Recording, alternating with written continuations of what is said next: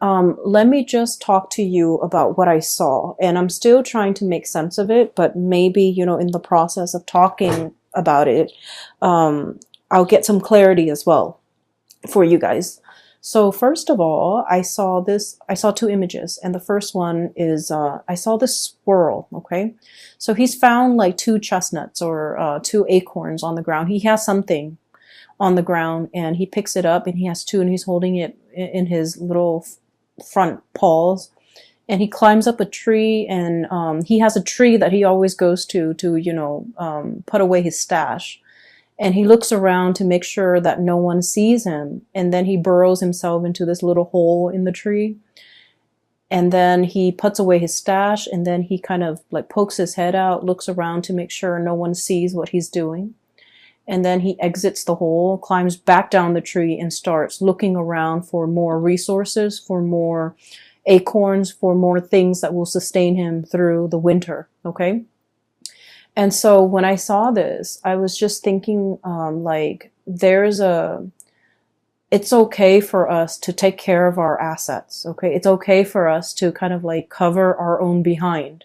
It's okay for us to be a little bit selfish and learn to take care of ourselves. So that was like the initial message I got that came through. And so what I feel might be really important for you guys as we round out this year is for you to re-examine your financial assets, okay?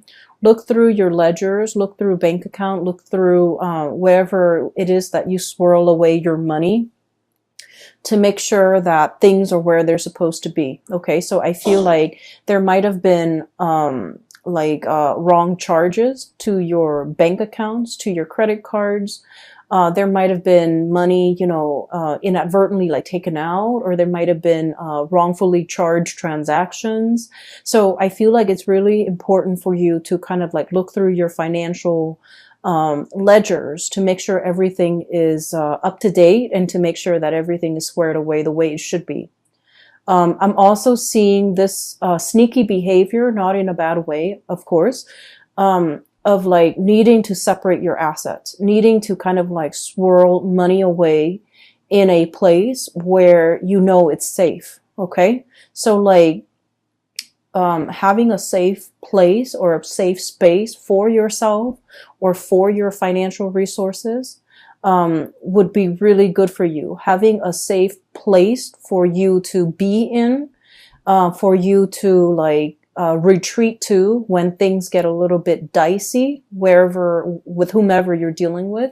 That's also going to be very crucial for this month. Okay. So I almost feel like you're gearing up for battle. I almost feel like you're, contemplating or thinking about some major big change in your life that requires quite a bit of financial resources or even resources in general, whatever that might be, time, money, energy, just like you're gearing up for something really big. And you need to make sure that everything is lined up. Okay. So I have a Sagittarius moon, and I know Sagittarius people really, really hate like bookkeeping, itemizing, making lists, making, check off things and making sure every little thing is where it's supposed to be. Like that is one of the worst things that a Sagittarius, would like, that's one of the worst things that, I feel, you can subject a Sagittarius to, because you guys don't like to do these little minute details that is time consuming and tedious and overall it's not really fun. But because you don't like to do it, I feel like there's more urgency for you to do it, especially for the month of December. So I feel for many of you, this might be a good time for you to just lay out everything in front of you and just, take a few hours of your day and try to knock those things out. Okay. For many of you, this could be like, end of the year, like accounting. Okay. So itemizing everything that you have spent, all the expenses, all the expenditures, all your revenue, like whatever it is. I see a lot of just numbers, a lot of things in front of you that you have to like, itemize, square away, file away. And I know it's very tedious and it sounds so excruciatingly painful to have to do, but it's really important that you do it. Okay. So that's the first thing coming out. And the theme that I'm seeing is definitely kind of echoed in the cards. Okay, so let me show you all the major arcana cards, and I'm trying to make sure I don't lose the order here. We have the High Priestess. We have Temperance. Let me show you this card, Temperance. This is your card. We then have the Strength card. Then we have the Magician. So 4 major arcana here. We have the Devil. And then we also have the Hierophant. So what I initially picked up as pretty much the theme for this reading is I almost feel like there is a huge tug of war happening within you, okay, in your psyche or in your emotional state, okay? And I feel like what it is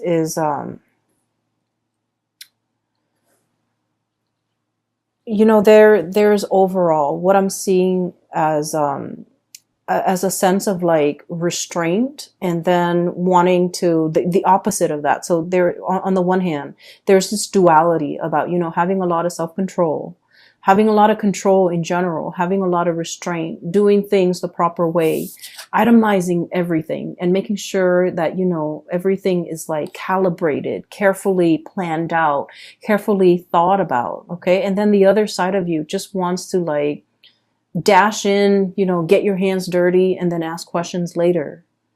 And these two sides of yourself are kind of like it's like a tug of war happening within you, and it frustrates you. That's what I feel. And I also feel like with this energy, the High Priestess, hanging on to something very, very tightly, okay? Caring for something. And I almost feel like you might be overstepping your boundaries when it comes to the way in which you take care of another person.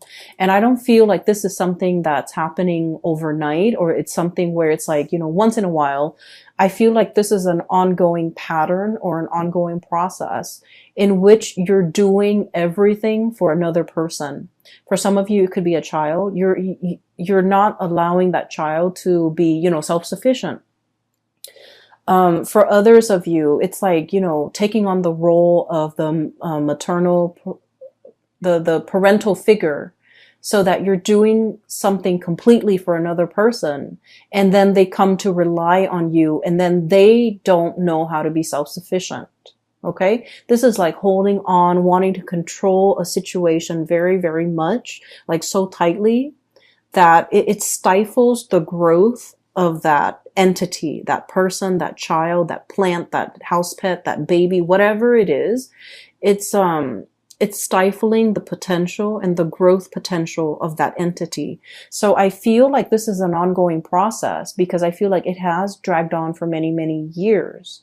And so once we become aware of it, as you guys might have been aware of it, it's really hard to loosen the reins, right? It's really hard to kind of like be so emotionally wrapped up and invested in something. And now all of a sudden you're forced to kind of like, you know, back off pretty much. And now you're racked with anxiety, because you're just like, well, if I backed off, you know, it's going to fall apart. It's so delicate and it's so fragile. What's going to happen to it? And I feel like it's not really in your control. It's not really your place to exert that much control and influence over that entity. So I do feel here the universe is pretty much telling you to loosen the reins, okay? Loosening the reins doesn't mean that we're no longer in the driver's seat, we're no longer in control. It just basically means that we're practicing kind of like loving detachment, and we're allowing that entity enough space and enough distance to grow. And we're allowing ourselves to, trust that we have done a good job, so that when we loosen the reins and back off and step aside and watch it from the sidelines, that it's still going to be able to function and perform the way that we expect it to. Okay. So I feel for many of you, this is a very maternal, paternal type of an energy where you might be, for example, your kids might be going off to college and you're just like, oh, you're racked with anxiety and you're not really sure how they're going to be able to take care of themselves because you've taken care of everything for them. And then for others, this is like you started a project, a really, really big project. It's like your love child, and you're launching it and you're just racked with anxiety, not really knowing how it's going to take off. And then for others, this is like a relationship partner that you might have to detach yourself from. Okay. I feel really funny saying this to especially in a Sagittarius reading, because you guys are very live and let live. You're not clingy. You're not, you don't tend to overstep emotional boundaries in this way. But I feel like for whatever reason, you're emotionally very invested in this entity. And so you want it to do well, and you see it as an extension of you as well. And there, regardless of whoever or in whatever capacity you're dealing with this entity, I just feel like there's also like a sense of paternal, maternal pride associated with it, which might not be completely healthy if it's like a relationship partner, right? But I also feel like, I also feel as if you understand yourself that is not healthy, that you kind of need to, this is like, I almost feel this element of control. Okay. The bird is like holding the reins, controlling this wild beast. It seems to me like there's an element of control. There's an element of like, something that's very mechanical, something that's like automation, something that's just like going with the flow. Not having to think, somebody who is well taken care of, that they never have to think about what they need to do to take care of themselves.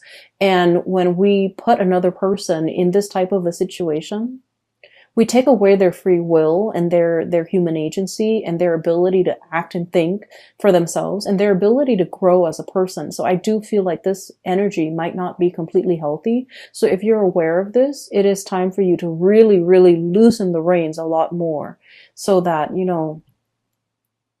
this situation can start to, I guess, thrive and flourish on its own. Okay. Next to that, I have here the devil. And this is like, the way I look at this card is it's something that's very debilitating. Okay. It could be physically, mentally, health-wise, but this woman, she's got a blindfold on. So I feel like it's like a situation where we're in denial of something. Okay. We're in denial of for some of you, dwindling resources. Okay. And, of course, not all of you are going to be in this situation, but I do feel like we can no longer be in denial. We need to, take out the spreadsheet, go through all of our bank ledgers and try to figure out, how much financial resources we have at our disposal, how much we can afford to spend, how many more years we need to work before we can completely retire and be comfortable financially. We need to see, if we're planning to sell a house, for example, we need to look at the market price and do some preliminary research to see how much the house is worth. So I feel like there's a lot of financial planning here that you haven't been too savvy about, that you need to, work at. And I do feel like it's better for you to be ahead of this energy and to know how much assets you have and to know your financial standing and your financial situation. before something else happens. So I just feel like there's something you've been in denial about, and you kind of brushed it off. And it's really time for you to just, face those fears, because, if you think about it, all the, in the previous few years, for example, the previous 5 years, the things that you really feared, once you face them head on, you realize they're not that scary, right? So we have a habit of making like mountains out of molehills. And so when we don't like to do something in our heads, those annoyances or those things that we don't want to do, they get bigger and bigger. And I feel like if you just sit down and tackle it head on, it's not going to be that bad. So I would urge you to not procrastinate on this, and just, take off those blindfolds and really look at, really get the proper information to know exactly what you're dealing with. Okay. So that's the really important message, because, it's all concentrated in this area where the 5 major arcana cards are located. So I do feel it's time for you to kind of like have mastery over this situation. Okay. Get out from behind the steering wheel and just, look at the situation and examine it and have control over it. So the magician energy it's a really strong energy. It basically indicates manifesting, being able to turn a situation and manipulate a situation in your favor. So I do feel like things are not what they seem, and they're not that scary. So it's really important for you to, own up to your sense of power and take control of this situation. Okay. So those are like all the disparate messages that I was picking up from that first image. Okay. The other thing that I do feel as well is if you're dealing with another person and you're financially, linked up with them. Okay. The devil energy and the 8 of Pentacles really indicates, a situation that you've really worked hard at. And I do see a little bit here about, the environment, other people, circumstances, life choices, events, culture, religion, even, that's pigeonholing you into doing something, right? And I feel like, you were expected to do something, and you stuck it out because that was what was expected of you. And I feel almost like whatever that was really expected of you, you never questioned it. You never questioned, is this the right path for me? Is this my destiny? Is this something that I really, really want? Is this, you just took it at face value that that was the best optimal outcome, or that was what was expected of you. You never questioned it. And coming into this month, I do see a lot of self-awareness, a lot of realization, a lot of this energy here with the High Priestess. It's like really knowing ourselves, knowing deep down in our hearts of hearts, in the recesses of our minds and our hearts and our soul, what is good for us, what really inspires us, what really excites us, what we really want as an individual once we peel away all those layers of, societal expectations, family expectations, doing what is required or expected of us because that was what we did, because we were, it was imposed upon us. So I do feel here, you're casting away those chains, okay? Literally just like breaking free. And I feel starting over. And I feel as well figuring out, like very carefully measuring and trying to figure out, if this didn't work for me, if I've worked really diligently, for the past 8 years at it, and it wasn't right for me, what else is there? Like, what's the alternative? What's the outcome? And I would urge you, don't sway too far on the opposite ends of the spectrum. Okay. So for example, you might have been that, really, really diligent student, going through med school, law school, or doing something, you know, like working on your master's degree or a PhD, and then you're just like, I'm burnt out. Um, I'm having doubts whether or not this is the right career path. And then, you know, the opposite end of the spectrum is just like dropping school altogether, withdrawing from all of your classes and taking a sabbatical and just, you know, traveling for 3 years. I would say the answer that you're looking for is somewhere in between, and you don't have to take such drastic changes, okay? A lot of the times when we feel like we've been shackled or stuck in a situation for so long, once we have our sense of freedom back, we feel like we want to, you know, go wild. But I do sense in this situation